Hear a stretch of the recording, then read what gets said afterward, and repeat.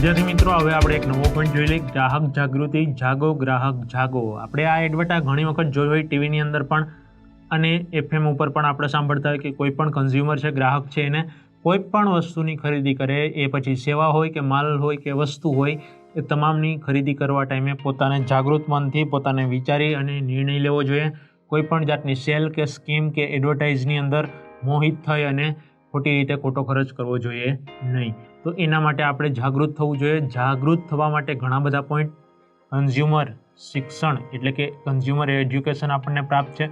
ઘણી બધી વસ્તુની માહિતી આપણે મેળવી શકીએ છીએ. તો જોઈએ એમની અંદર, ગ્રાહક જે વસ્તુ, માલ કે સેવા નાણાં કે અવેજના બદલામાં ખરીદે તે નિશ્ચિત ગુણવત્તા, સારી ક્વોલિટીની છે, વજન એનો વેઇટ બરાબર છે અને વ્યાજબી કિંમતે મેળવી શકે તેવી વ્યવસ્થાને ગ્રાહક સુરક્ષા કહેવામાં આવે છે. અત્યારે કોમ્પિટિશનનો જમાનો છે, સ્પર્ધાનો જમાનો છે, તો એની અંદર આપણે કહી શકીએ કે કોઈ પણ વસ્તુ છે એ સતત ભાવ વધારો થતો હોય ત્યારે તમામ સ્પર્ધાની અંદર ઓપ્શનલ વસ્તુ હોય એની કમ્પેરિઝન કરી અને આપણે વસ્તુ છે એ ક્વોન્ટિટી અને ક્વોલિટી પ્રમાણે સારી રિઝનેબલ પ્રાઇસની અંદર લેવાની થાય. તો ગ્રાહકનું વિવિધ પ્રકારે થતું શોષણ, પહેલાં તો આપણને ખબર હોવી જોઈએ કઈ પ્રકારે આપણું શોષણ થતું હોય. તમારું મેન્ટલી શોષણ પણ થઈ શકે, ઇકોનોમિકલ એટલે કે પૈસાની અંદર પણ શોષણ થઈ શકે અને શારીરિક શોષણ પણ ઘણી વખત થતું હોય છે. તો જોઈએ, ગ્રાહકને પેકિંગ પર લખ્યા કરતાં ઓછું વજન આપીને હલકી, ખામીયુક્ત કે નકલી વસ્તુ, માલ કે સેવા પૂરી પાડીને, એટલે કે ઘણી વખત 1 કિલો વજન લખ્યું હોય પણ એની અંદર 900 કે 950 ગ્રામ જ વજન હોય. ઘણી વખત 1 લીટર લખ્યું હોય પણ એની અંદર 945 મિલીલીટર જ હોય. તો આવી રીતે પણ ચીટિંગ થતી હોય છે. ઘણી વખત વજન ઓછું આપે, પછી ઘણી વખત જે વસ્તુ દેખાડે છે રિયલમાં એ વસ્તુ હોતી નથી. આપણે એક કહેવત છે ને કે ભાઈ, હાથીના દાંત દેખાડવાના અલગ હોય, ખાવાના અલગ હોય. તો એવી રીતે જે વસ્તુ આપણને ડેમોની અંદર દેખાડે છે, હકીકતમાં એ પેકિંગની અંદર એ વસ્તુ હોતી નથી. એટલે કે હલકી ગુણવત્તાવાળી વસ્તુ હોય છે, ખામીવાળી વસ્તુ હોય છે, ડેમેજ વસ્તુ હોય છે, અથવા તો ડુપ્લિકેટ જ વસ્તુ નીકળે છે. આપણે જે મંગાવી છે એ વસ્તુ તો એની અંદર હોતી જ નથી અને એની જગ્યાએ બીજી સેમ ડુપ્લિકેટ વસ્તુ, કોપી વસ્તુ નીકળતી હોય છે. તો આવી રીતે ગ્રાહકોનું શોષણ થતું હોય છે. ઘણી વખત આપણે જોઈએ છીએ કે છાપેલી કિંમત કરતાં વધુ કિંમત વસૂલવામાં આવે છે. અમુક દુર્ગમ વિસ્તાર હોય તો એની અંદર એ લોકો એમ કહે છે કે ભાઈ અમારે અહીં સુધી પહોંચાડવાનું, અથવા તો આપણે કહી શકીએ કે ઘણા બધા પર્વતો હોય તો એને ઉપરની ટોચની સપાટીએ છે એ વસ્તુ, માલ સામાન પહોંચાડવા માટે અમુક લોકોની મદદ લેવામાં આવતી હોય છે. તો એની અંદર પણ ઘણી વખત છાપેલ કિંમત કરતાં વસ્તુની કિંમત છે વેપારીઓ દ્વારા વધુ લેવામાં આવતી હોય છે. તો આવી વસ્તુની અંદર વસ્તુના જે કિંમત વધુ લેવામાં આવે છે એમાં ગ્રાહકોનું આર્થિક શોષણ થાય છે. ગ્રાહકના આરોગ્ય સામે જોખમ કે હાનિ થાય તેવી ભેળસેળવાળી વસ્તુઓ પૂરી પાડીને, વેચાણ પછીની સેવાઓ અસંતોષકારક રીતે પૂરી પાડીને, આપણે જોઈએ છીએ ઘણી વસ્તુ છે, ચટણી છે તો એની અંદર ઈંટનો ભૂકો નાખવામાં આવે છે. ઘણી વખત ધાણા જીરું કે હળદર લઈએ તો એની અંદર લાકડાનો સોલ નાખવામાં આવતો હોય છે. તો આવી રીતે ઘણી વખત વજન વધારવા માટે અમુક માટીના કણો નાખવામાં આવે છે. તો આવી રીતે ઘણી બધી વસ્તુ છે એની અંદર શું થતું હોય છે, મોટા ભાગે ભેળસેળ થતી હોય છે અને ગ્રાહકને આરોગ્ય સાથે ચેડા કરવામાં આવતા હોય છે. આપણે ઘણી વખત જોઈએ છીએ કોઈ નેચરલ કલરના ઉપયોગ વગર મીઠાઈઓ બનાવવામાં આવતી હોય છે. ડુપ્લિકેટ દૂધમાંથી, જે અમુક એમોનિયાને અમુક વસ્તુમાંથી દૂધ બનાવે છે ફીણવાળા, એમાંથી મીઠાઈઓ બનાવવામાં આવે છે. તો એ ગ્રાહકના શરીર સાથે ચેડા કરવામાં આવે છે, આરોગ્ય સાથે ચેડા કરવામાં આવે છે અને એને હાનિ પહોંચે એવું કામ ઇલીગલ એટલે કે ગેરકાનૂની કાર્ય કરવામાં આવે છે. તો એ પણ દંડ અને સજાને પાત્ર છે. એટલા માટે આપણે કહી શકીએ કે વેચાણ પછી આપણને અમુક ફેસિલિટી મળતી હોય છે, સર્વિસ મળતી હોય છે. તો એની અંદર એ સર્વિસ સંતોષકારક રીતે આપણને ન આપીને પણ એ લોકો શું કરે છે, ગ્રાહકોનું શોષણ કરતા હોય છે.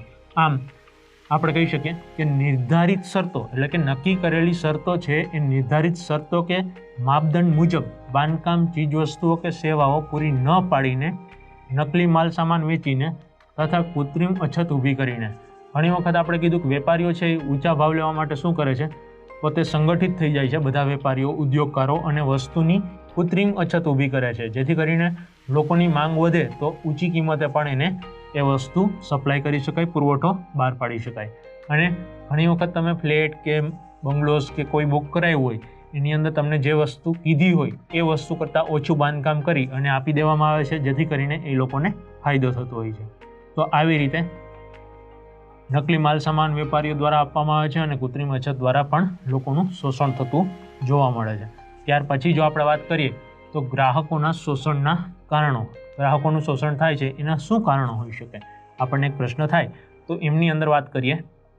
ગ્રાહક પોતે જવાબદાર. ઘણી વખત ગ્રાહક છે એ પોતે જ જવાબદાર હોય છે, રિસ્પોન્સિબલ હોય છે એના માટે, કારણ કે એ વસ્તુ કોઈ પણ વસ્તુની જાણ કે માહિતી મેળવ્યા વગર પોતે વસ્તુ ખરીદી લે છે અને પછી એ અજ્ઞાનતામાં શું કરે છે? છેતરાય છે, પોતાનું શોષણ થાય છે એવું એને લાગે છે.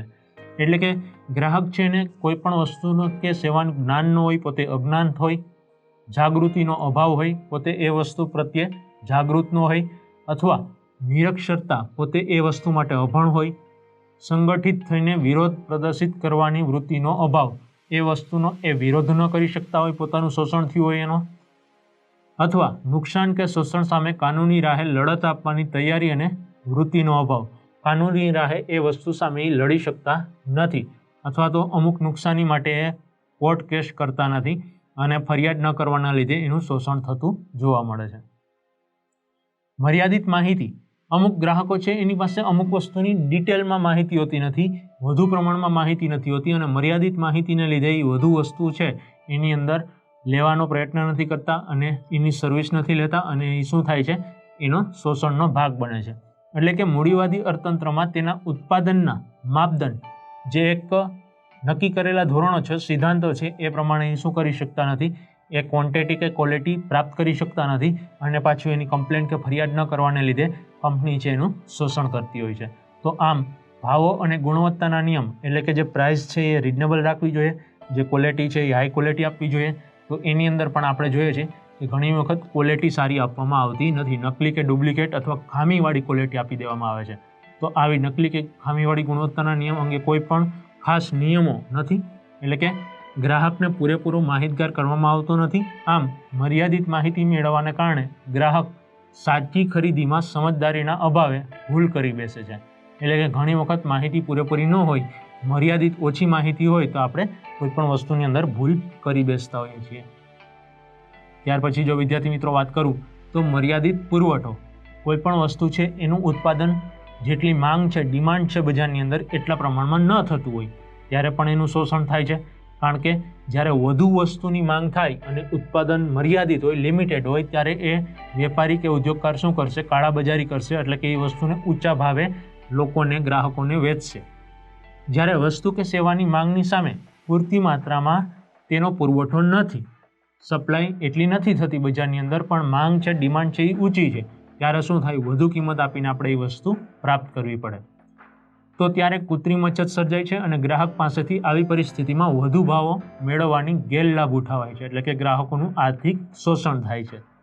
ત્યાર પછી છે મર્યાદિત હરીફાઈ. અમુક વસ્તુ છે એની કોમ્પિટિશન ન થતી હોય, કોઈ ઇજારાશાહી હોય, ખાનગીકરણ હોય, પ્રાઇવેટાઇઝેશન હોય, તો એની અંદર ઇજારાશાહી જોવા મળે છે. એટલે કે ઉત્પાદકો આવી મર્યાદિત કે ઇજારાશાહીવાળી વસ્તુ અથવા બજારની અંદર અન્ય વિકલ્પોના અભાવે આપણે જે વસ્તુ લેવી છે એ કમ્પલસરી પ્રાઇવેટ ખાનગી ઉત્પાદક છે એ જ બનાવે છે, તો કમ્પલસરી આપણે એની પાસેથી જ લેવી પડશે. એનું આપણી પાસે કોઈ બીજું ઓપ્શન નથી, તો એ વસ્તુ જ આપણે લેશું. એટલે એ જે નક્કી કરશે કિંમત, એ કિંમત આપણે ચૂકવવી પડશે.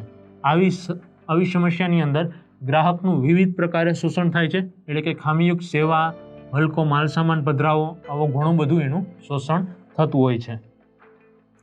આપણે વાત કરી લઈએ હવે નવા પોઈન્ટની, ગ્રાહક સુરક્ષા ક્ષેત્રે ગ્રાહક જાગૃતિ.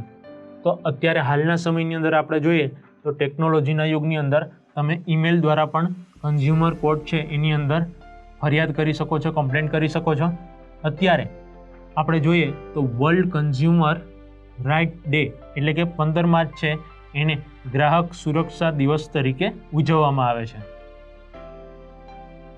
કન્ઝ્યુમર ઇન્ટરનેશનલ આંતરરાષ્ટ્રીય સંગઠનને તારીખ 15 માર્ચ 1983 ના રોજ ગ્રાહકોના 4 અધિકારો દર્શાવતું જાહેરનામું બહાર પાડ્યું હતું. આપણા જે 4 મૂળભૂત અધિકારો છે એ બહાર પાડેલું ક્યારે? 1983ની અંદર 15મી માર્ચ. તેથી વિશ્વમાં પ્રત્યેક વર્ષની 15મી માર્ચ વિશ્વ ગ્રાહક અધિકાર દિન તરીકે ઉજવવામાં આવે છે. એક ગ્રાહકોના સંગઠન દ્વારા આની ઉજવણી કરવામાં આવે છે વિશ્વના તમામ દેશોની અંદર. સંયુક્ત રાષ્ટ્રસંઘ એટલે કે યુનો એ તેમની તારીખ 16મી એપ્રિલ 1985ના રોજ સભામાં યુનાઇટેડ નેશન ગાઈડલાઇન્સ મુજબ ફોર કન્ઝ્યુમર પ્રોટેક્શનના નામનો એક ખરડો ગ્રાહકોના મૂળભૂત 8 અધિકારો ઘોષિત કર્યા છે.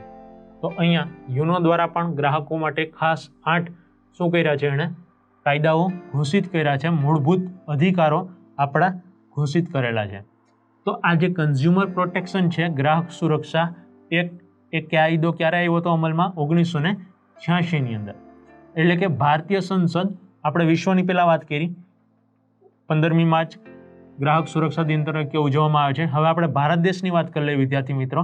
તો ભારતીય સંસદે રાષ્ટ્રીય ગ્રાહક સુરક્ષા અધિનિયમ ભારત દેશની અંદર ક્યારે લઈ આવવામાં આવ્યો? આ કાયદો 1986ની અંદર ઘડી કાઢ્યો, જેને રાષ્ટ્રપતિએ તારીખ 24મી ડિસેમ્બર 1986ના રોજ સહી કરીને શું કર્યું? મંજૂરી આપી. આપણને ખબર છે કે જ્યાં સુધી ખરડો છે એના ઉપર રાષ્ટ્રપતિની સહી ન થાય ત્યાં સુધી એ શું થાય છે? કાયદો બની શકતો નથી. એટલે 24મી ડિસેમ્બર 1986ની અંદર રાષ્ટ્રપતિની સહી થઈ પછી આ કાયદા તરીકે અમલમાં આવ્યો ભારત દેશની અંદર, જેને કહેવામાં આવે છે કન્ઝ્યુમર પ્રોટેક્શન એક્ટ ઓફ 1986, ભારતીય રાષ્ટ્રીય ગ્રાહક સુરક્ષા અધિનિયમ 1986. તારીખ 24 ડિસેમ્બરને રાષ્ટ્રીય ગ્રાહક અધિકાર દિન તરીકે આપણા ભારત દેશની અંદર પણ ઉજવવામાં આવે છે. ગુજરાત સરકારે 18મી ફેબ્રુઆરી 1988ના રોજ ગુજરાત ગ્રાહક સુરક્ષા નિયમ, એટલે કે આપણા સ્ટેટની વાત કરવામાં આવે, રાજ્યની વાત કરવામાં આવે તો ગુજરાત સરકારે 1988ની અંદર 18મી ફેબ્રુઆરીએ આ કાયદો છે એ અમલમાં મૂક્યો. આમ ભારતમાં ગ્રાહક સુરક્ષા ધારામાં 1993 અને 2002માં કેટલાક મહત્વના સુધારાઓ અમલમાં આવ્યા છે. તો અહીંયા આપણે કહી શકીએ કે આ બધા છે કાયદાઓ ભારત સરકાર દ્વારા ગ્રાહકોના શોષણ સામે રક્ષણ મેળવવા માટે ઘડવામાં આવેલા છે અને એના ઘણા બધા જાગૃત ગ્રાહકો છે એનો ફાયદો પણ લેતા જોવા મળે છે. હવે આપણે વાત કરી લઈએ ગ્રાહકોના અધિકારો અંગેના કાયદા. તો આપણા અધિકારો ક્યાં છે? આપણે હમણાં 8 અધિકાર ભારત સરકાર દ્વારા આપણને આપવામાં આવ્યા, યુનો દ્વારા આપણને આપવામાં આવ્યા, એની વાત કરી.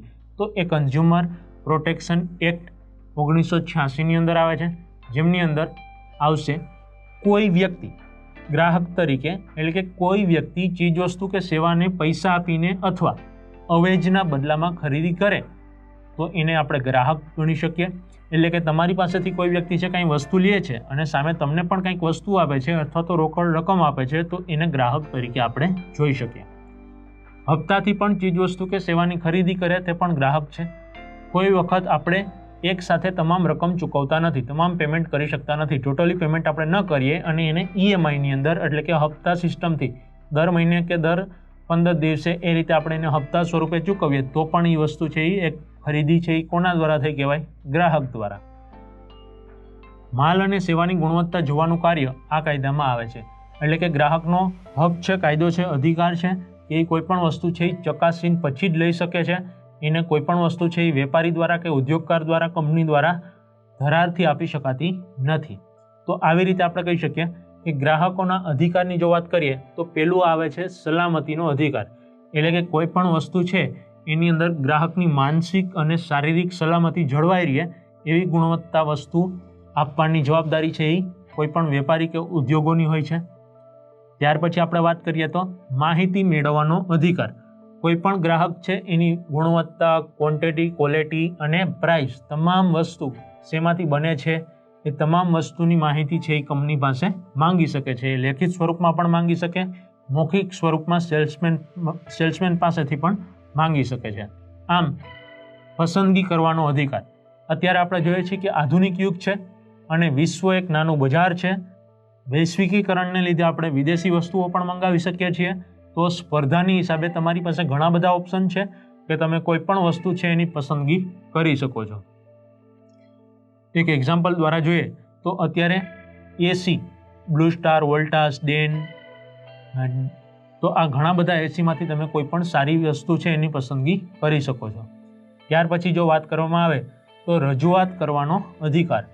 તમારી સાથે કોઈ પણ જાતનું શોષણ થયું હોય, છેતરપિંડી થઈ હોય તો તમે એની યોગ્ય રજૂઆત કરી શકો છો. જે તે કંપનીને હાઈ ઓફિસ હોય, હાઈકમાન્ડ, એમાં આપણે રજૂઆત કરી શકીએ. જો ત્યાં નિકાલ ન આવે તો આપણે જિલ્લા અદાલત છે, રાજ્ય અદાલત છે, રાષ્ટ્રીય જે ફોરમ છે એની અંદર બધાની અંદર આપણે ફરિયાદ કરી શકીએ છીએ અને યોગ્ય વળતર પણ પ્રાપ્ત કરી શકીએ છીએ. એટલે કે ફરિયાદ નિવારણનો અધિકાર. ગ્રાહક છે એ કોઈ પણ યોગ્ય વસ્તુ ન પ્રાપ્ત થઈ હોય અને ઊંચી રકમથી એનું શોષણ થયું હોય તો એ યોગ્ય વસ્તુ પ્રાપ્ત કરવા માટે અથવા તો વળતર પ્રાપ્ત કરવા માટે ફરિયાદ પણ કરી શકે છે અને એનું નિવારણનો અધિકાર એટલે કે જલ્દીમાં જલ્દી એનું નિવારણ આવે એનો અધિકાર પણ આપણે ગ્રાહકોને આપેલો છે. ગ્રાહક શિક્ષણ મેળવવાનો અધિકાર. અત્યારના કન્ઝ્યુમરની આપણે વાત કરશું તો એને સતત તમામ વસ્તુની અંદર એજ્યુકેટેડ એટલે કે કન્ઝ્યુમર એજ્યુકેશન લેવાનો પણ અધિકાર છે. કોઈ પણ વસ્તુ વિશેની તમામ માહિતી આપણા દ્વારા પ્રાપ્ત કરી શકાય છે.